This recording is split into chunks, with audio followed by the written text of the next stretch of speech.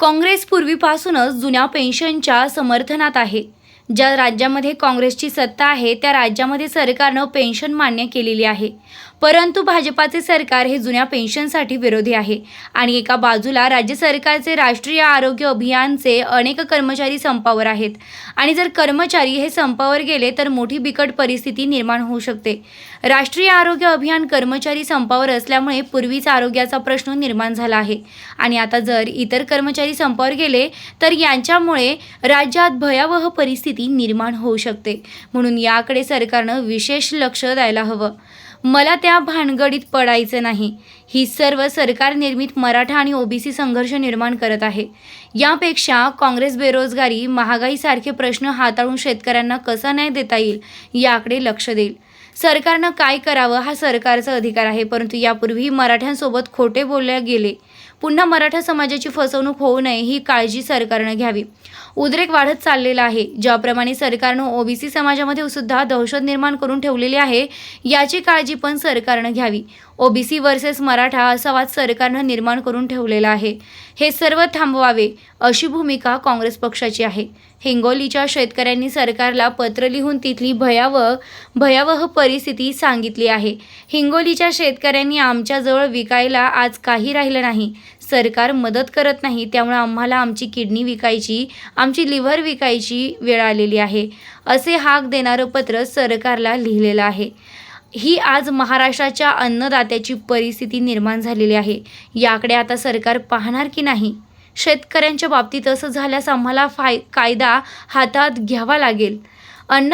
अन्नदात्यांची ही परिस्थिती भाजपानं करून ठेवलेली आहे। याचा काँग्रेस विरोध करणार आहे। शेतकऱ्यांनी असे भावनिक पत्र सरकारला लिहिणं हे महाराष्ट्राला न शोभणारी बाब आहे। सरकार देवी दर्शनाला जाते आणि त्या ठिकाणी सांगते की आम्ही शेतकऱ्यांना वाऱ्यावर सोडणार नाही। खऱ्या अर्थाने देवाकडे शेतकऱ्यांसाठी मागणी मागतात की आपल्यासाठी मागतात हे माहीत नाही। पण सरकार म्हणून महाराष्ट्रातल्या शेतकऱ्यांची दखल घेणार की नाही हे सरकार आता नापास झाले आहे। मला त्या भानगडीत पडायचं नाही आहे। त्यांचं आम्ही सांगितलं की हे सरकार निर्मित ओबीसी वर्सेस मराठा आहे। सरकारने तातडीनं याच्यातला मार्ग काढावा ही भूमिका काँग्रेस पक्षाची आहे।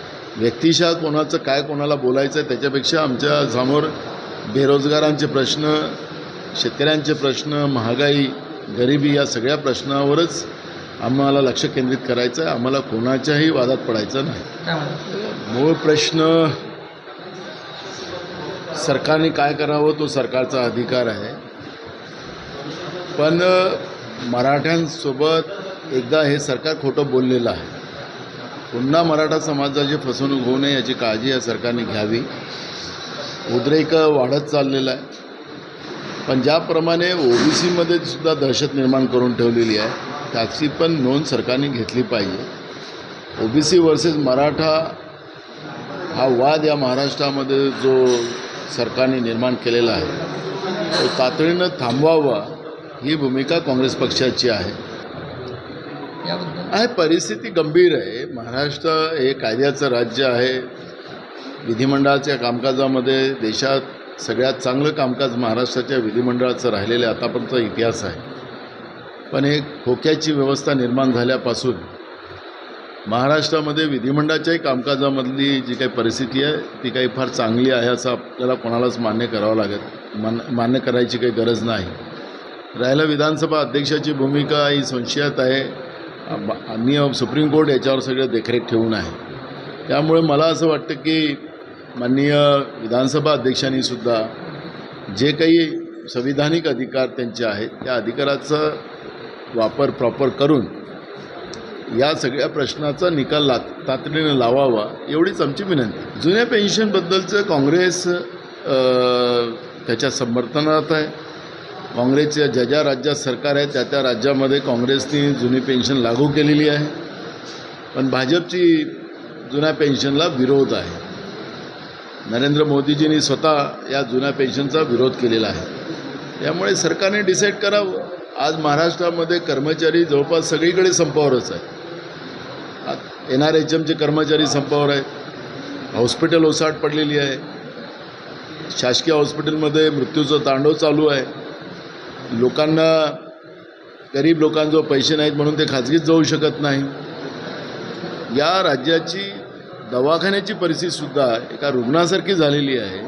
अशी परिस्थिती महाराष्ट्रात आहे. त्यामुळे जुन्या पेन्शनचा प्रश्न असेल, NRHMचे लोक जे संपावर आहेत त्यांच्याबद्दलचा असेल, सरकारने याच्यामध्ये तातडीने लक्ष घातलं पाहिजे. पहिलेच राज्यामध्ये कर्मचाऱ्यांची संख्या कमी आहे आणि एकीकडे संपावर गेले तर एक भयावह परिस्थिती राज्यामध्ये निर्माण होईल. प्रश्न काल पण मी सांगितलं की महाराष्ट्रामध्ये शेतकऱ्यांची परिस्थिती फार भयानक.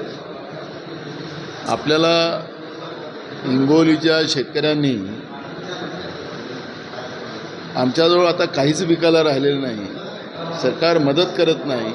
सरकारला पत्र लिहिलं आणि त्या पत्रामध्ये सांगितलं आमची किडनी विकायची आहे, आमचं लिव्हर विकायचे आहे. हे या महाराष्ट्राच्या अन्नदात्याची परिस्थिती आज निर्माण झाली असेल का सरकार याच्यावर लक्ष घालणार की नाही घालणार, की आता कायदा आम्हा लोकांनाच आता काँग्रेस पक्षाला हाती घ्यावं लागेल. अन्नदात्यांची ही परिस्थिती या महाराष्ट्रामध्ये निर्माण करून ठेवण्याचं काम जे भाजप करते आहे याचा आम्ही आता कडाडून विरोध करणार आहे. या पद्धतीचं भावनात्मक पत्र सरकारला शेतकऱ्यांनी आज जे लिहिलेलं आहे हे खऱ्या अर्थानं या शाहू फुले आंबेडकरच्या विचाराच्या महाराष्ट्रामध्ये हे भूषणावं नाही. सरकारने तातडीने दखल घ्यावी. सरकार देवी देवतांच्या दर्शनाला जातात आणि त्या ठिकाणी सांगतात की आम्ही शेतकऱ्यांना वाऱ्यावर सोडणार नाही, शेतकऱ्यांना आम्ही सुजलाम सुफलाम करणार. घोषणा फक्त करतात आहेत. देवाला फक्त आपल्यासाठी मागायला जातात की शेतकऱ्यांसाठी मागायला जातात मला माहिती नाही. पण सरकार म्हणून तुम्ही महाराष्ट्रातल्या शेतकऱ्यांची दखल घेणार की नाही घेणार, की त्याला असंच आत्महत्या करायला तुम्ही प्रेरित करत राहणार, हा प्रश्न आमचा आहे.